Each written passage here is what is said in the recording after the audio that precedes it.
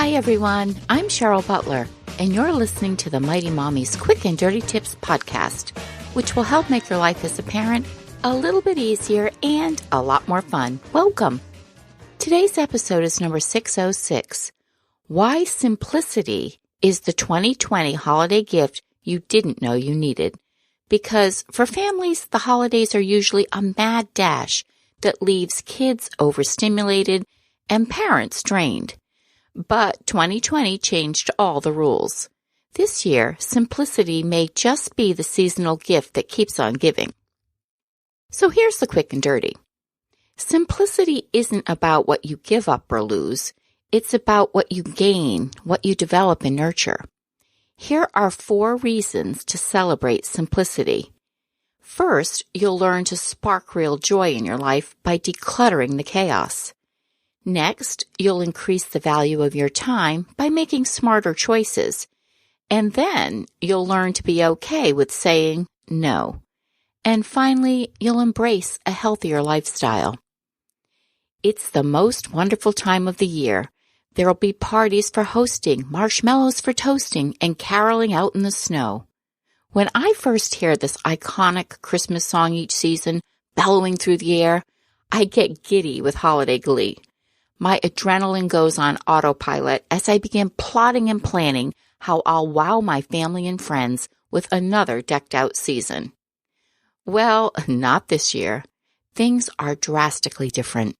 None of us could have ever imagined that when we welcomed 2020, we were actually embarking on one of the most unprecedented years of our lifetime.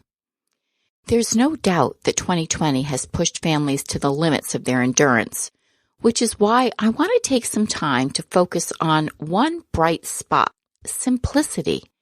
In fact, simplicity may just be the one holiday gift that you didn't even know you needed this year. First, you can spark real joy and let go of the everyday madness. I remember my days as a stay-at-home mom when my 8 kids were younger. I loved my kids, but I felt so cooped up and desperately wanted to spend time with people I didn't have to change and feed. And since I didn't get out often, I remember how draining it was to be surrounded by endless piles of toys and other paraphernalia. Now that we're cooped up for reasons other than having to manage young children, many families have embraced organizing and purging clutter as a way to bring peace to their home environments despite the chaos outside. Millions of people worldwide, myself included, fell in love with Marie Kondo by reading her book, The Life-Changing Magic of Tidying Up, or watching her star in the Netflix series, Tidying Up with Marie Kondo. With 8 kids, the amount of claptrap our family managed was unthinkable. Then I followed the KonMari method, which mandates that you only keep the items that bring you joy. Her approach is unlike any other decluttering process because you create a vision for your ideal lifestyle before you begin. The KonMari method is category-based, not a room-by-room approach. Her philosophy of only keeping things that spark real joy is a fantastic concept.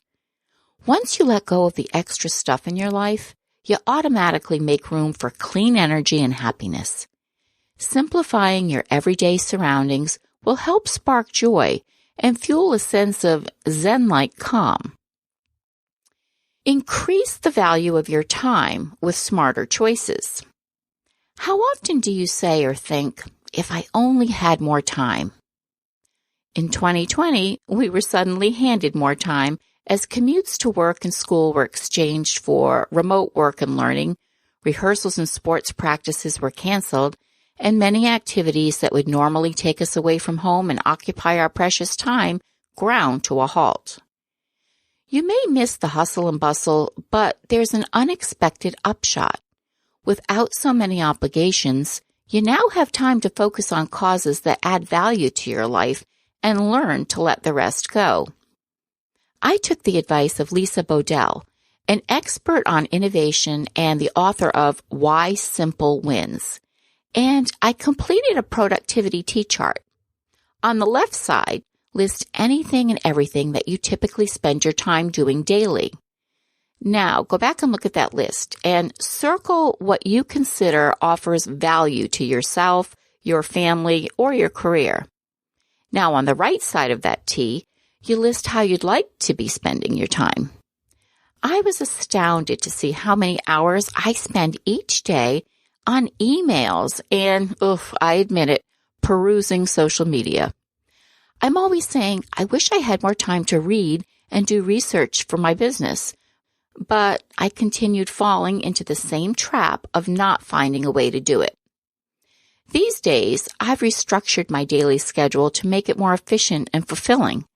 I make deliberate and careful decisions about where and how I spend my time. Unlike the Jelly of the Month Club, this is truly a gift that keeps on giving. Now, saying no becomes easier. Besides making better use of your time, an added benefit of mindful simplicity is learning not to overcommit yourself. We've started learning to say that one scary word many of us are challenged to utter, no, and I am guilty as charged. In How to Say No Without Feeling Guilty, Dr. Ellen Hendrickson, QDT's former savvy psychologist, offered sage advice on how we can say no without apologizing. She says, this is graduation from no school. Just like guilt, apologizing is for when you've done something wrong. It may seem like a fine line between not apologizing and being rude, but done well, no can be gracious and polite. Your requester won't even miss the I'm so sorry. For instance, what a lovely idea to make handmade decorations for the reunion. I have to admit, I'm just not the woman for that job. But I can make a mean sangria. Ta-da! No apologies needed. Practice makes perfect. Well, almost. I'm not perfect, but I've become much more diligent about only accepting opportunities and obligations that I feel good about or that will benefit my family. The time I've gleaned from eliminating extra hassles this season allows so much more time for holiday baking, reading by the tree, and taking walks in our coastal winter wonderland. And finally, simplicity breeds a healthier lifestyle. Being homebound due to the pandemic has offered us some choices with regard to our overall health. Do you gravitate toward hearty comfort foods while binging on Netflix? Or do you stay motivated with creative at-home workouts and cooking lean? You probably know people from both camps. Speaking of those creative at-home workouts, if you head over to my page at www.quickanddirtytips.com/mighty-mommy, you can click on the link in this section, the one that says Creative at-Home Workouts, and it will take you right to these terrific exercises that my colleague, the Get Fit Guy, has put together. They're perfect for doing in the comfort of your own home. Because, the quarantine 15 is no laughing matter. Numerous adults and children have gained weight due to being confined and more eating fatty processed foods now. This, combined with a sedentary lifestyle, is a toxic combination. On the flip side, others have taken this opportunity to carve out a healthier lifestyle for themselves.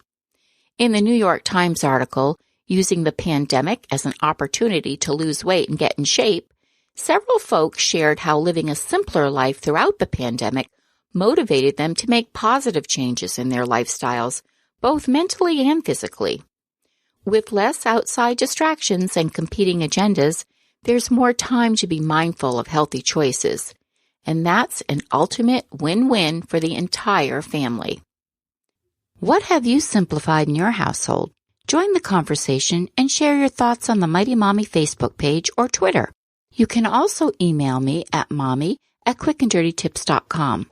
Listen and subscribe on Apple, Spotify, Google, Stitcher, or wherever you get your podcasts. Thanks so much for listening this week. And I hope you'll join me next week when I'll share some super helpful tips with you for some common toddler challenges that we parents face and how you can turn them around in a positive way. Remember, don't let the little things get to you. Keep enjoying your terrific family. And until next time, happy parenting.